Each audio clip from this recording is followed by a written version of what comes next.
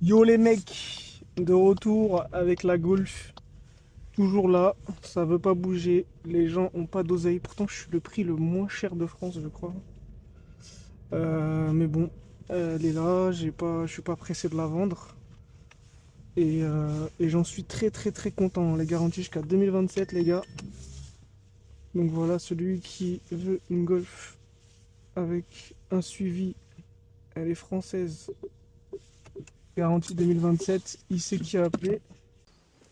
Bref, d'ailleurs je vais changer ce truc là en fait. C'est les trucs qui vont là, un peu comme ça, là. Je vais les changer sur les quatre.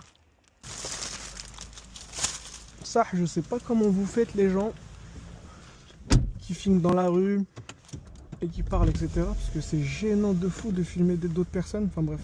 J'ai acheté une merguez, les gars, une Clio 5, décembre 2024. Je l'ai eu neuve. Va partir au mois d'avril, je pense. Parce que je vais recevoir ma nouvelle voiture cette semaine, là, celle qui arrive. Une Alpina 290 première édition GTS en bleu. Là je vais vite fait aller voir parce qu'en fait j'ai pris un abonnement, pas un abonnement, j'ai pris la carte Fresh Mile. Et juste à côté de chez moi normalement il y a une borne. Du coup comme j'ai pris la carte Fresh Mile, je vais aller voir combien ça coûte à cette borne là, si elle fonctionne. Parce qu'à l'époque où je m'étais intéressé aux voitures électriques, c'était très très difficile déjà de savoir si je prends une carte charge map, si je prends une carte machin chouette, etc. Maintenant ça s'est un petit peu plus démocratisé, on peut payer par la CB, mais il y a des avantages quand on a la carte de fidélité ou des trucs comme ça, donc je vais aller voir. Il y a la carte Mobilize, c'est celle de Renault, on paye 4,99 € et on a quoi? On a les bornes Unity à un prix avantageux. Le problème c'est que sur Bordeaux il n'y en a pas de borne Unity. C'est principalement sur l'autoroute, etc. Donc la carte Unity, je vais pas la prendre pour l'instant. Parce que je pense que la voiture va faire que de la ville, de la rocade.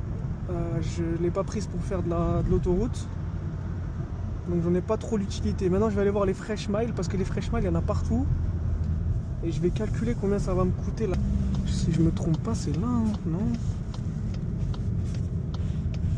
Ah, attends, non, c'est pas là.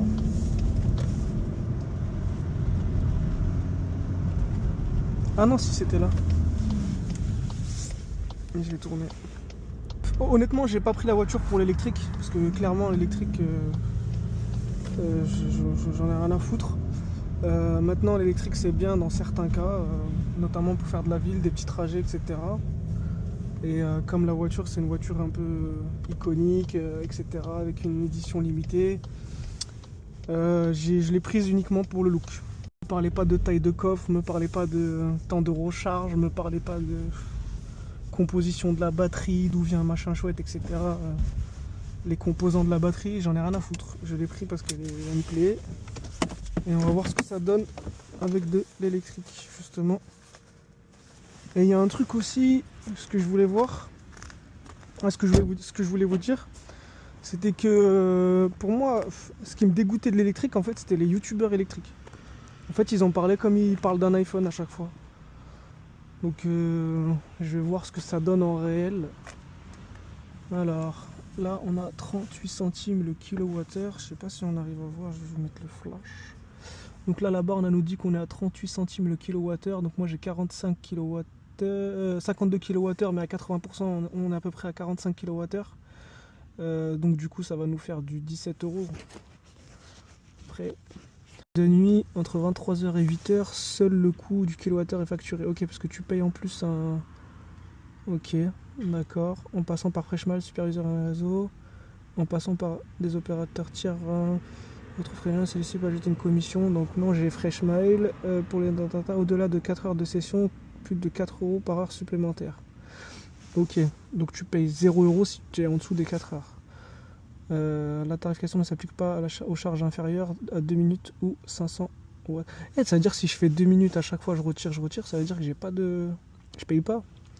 Tarif maximal applicable 40 € hors taxe, soit 48 € TTC. Dans quel cas? Ah, c'est quand tu charges une plus grosse batterie, je suppose.